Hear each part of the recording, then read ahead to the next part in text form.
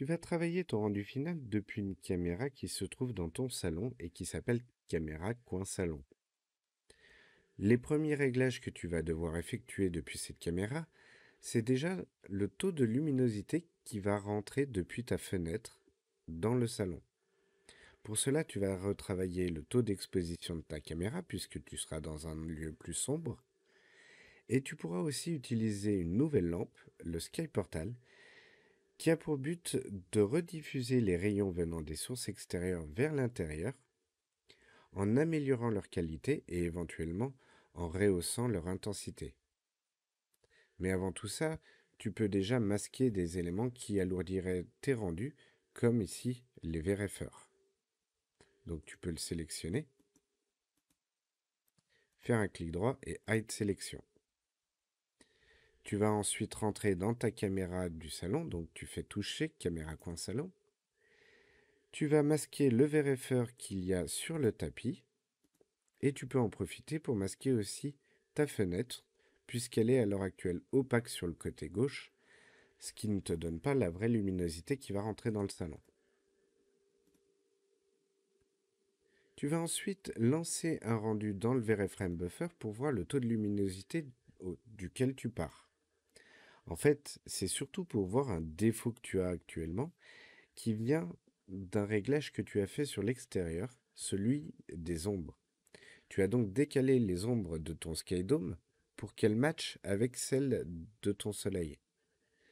Ce qui est bien à l'extérieur n'est pas forcément très bien à l'intérieur puisque tu vois là sur mon fond une tache bleue ainsi que sur les poutres et éventuellement tu aurais pu en voir une contre le mur.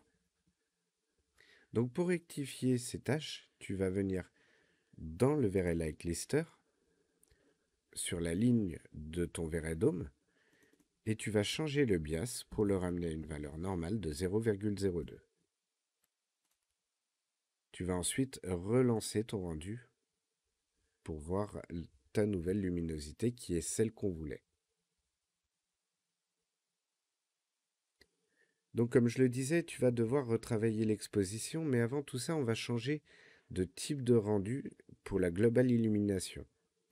Pour le moment, en fait, tu marchais avec ce qu'on appelle une brute force et un light cache. Tu peux le voir dans ton render setup, dans l'onglet GI. Cela veut dire que les premiers rayons lumineux et les premiers rebonds sont gérés par le brute force et la suite par les light cache. Le problème, c'est que le brute force, c'est un rendu en global illumination qui rend des formes très nettes, ce qui est très bien pour des rendus extérieurs, mais il peut être un peu plus long que d'autres méthodes. Ici, tu vas changer pour une vue intérieure en Irradiance Map. Et tu vas rentrer dans le menu d'Irradiance Map pour régler sa qualité. Et là, actuellement, tu travailles, donc tu n'as pas besoin d'une grosse qualité, tu vas passer en Very Low. Ainsi, quand tu vas lancer tes rendus à partir de maintenant, cela va être des rendus de production avec des buckets et tu auras un rendu au plus proche de ce que tu auras au final. Pour l'exposition, avant de régler celle de ta caméra, je vais revenir sur les origines de l'exposition qui vient en fin de compte du menu Rendering Exposure Control. Tu as dans la partie Exposure Control les différents contrôleurs d'exposition possibles. Il en existe par exemple liés aux caméras physiques ou encore à des calculs logarithmiques ou linéaires. Quand tu as mis ta caméra, tu as en fait appliqué un VR Exposure Control, ce qui te donne la possibilité, en dessous, de gérer tes expositions à travers chaque caméra ou éventuellement de changer pour les paramètres de valeur d'exposition ou encore en photographique. Dans ce cas-là, c'est ces valeurs qui vont régler les taux d'exposition de toutes tes caméras. Donc c'est une valeur commune. Ce qui est très bien si tu as des caméras qui sont toujours dans les mêmes taux de luminosité.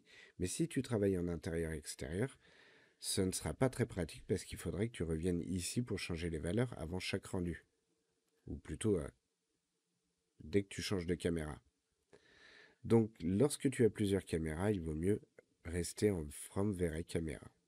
Et dans ce cas-là, l'exposition est gérée depuis les réglages de la caméra. Donc tu vas sélectionner ta caméra actuelle et dans l'onglet des modificateurs, tu vas venir sur l'aperture et le sensor lens pour régler ta focale, puis tes valeurs d'exposition. Alors je parle de la focale si tu voulais recadrer un peu ta vue, par exemple te rapprocher ou t'éloigner. Pour l'exposition, on va commencer par revenir sur des valeurs par défaut de caméra qui sont de 300, 8 et 150. On va repartir de ces valeurs, comme ça on aura des valeurs communes. Donc avec ces valeurs-là, tu peux voir qu'on a un taux de luminosité qui est faible.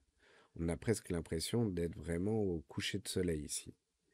Donc tu vas commencer par remodifier ici l'ISO en passant sur des valeurs pour des journées un peu plus sombres qu'en extérieur avec un grand soleil. Pour rappel, les valeurs de 100 à 300 sont pour des valeurs d'exposition, ou plutôt d'ISO, en extérieur sur une belle journée, très ensoleillée. Si tu passes sur une journée avec beaucoup de nuages, tu vas devoir monter les ISO autour de 800. Nous, on est sur une journée ensoleillée en intérieur, donc on va rester un peu entre les deux. Donc tu vas partir avec une valeur de 600, même si on risque de la remodifier légèrement par la suite. Pour régler ton exposition, fais attention aux parties qui risquent d'être brûlées. Par exemple, ce que tu vois à l'extérieur ou le seuil ici de ta fenêtre. Tu vas maintenant venir rajouter de la luminosité en enlever avec le F-number ou le shutter speed. Pour rappel, le F-number va aussi diriger le flou de profondeur de champ, de depth of field. Donc si tu descendais trop les valeurs, tu risquerais d'avoir à la fin, si tu actives le depth of field, une force trop importante dans ton flou.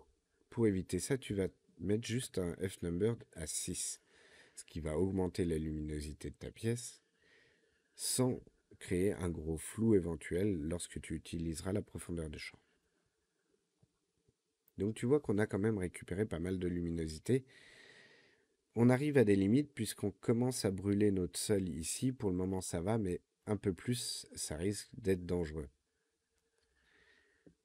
Alors, bien sûr, ce n'est pas grave lorsque tu fais tes rendus finaux. Tu peux très bien revenir dans ta caméra pour fignoler les réglages, bien sûr. Pour le moment, tu as une luminosité qui est plutôt pas mal.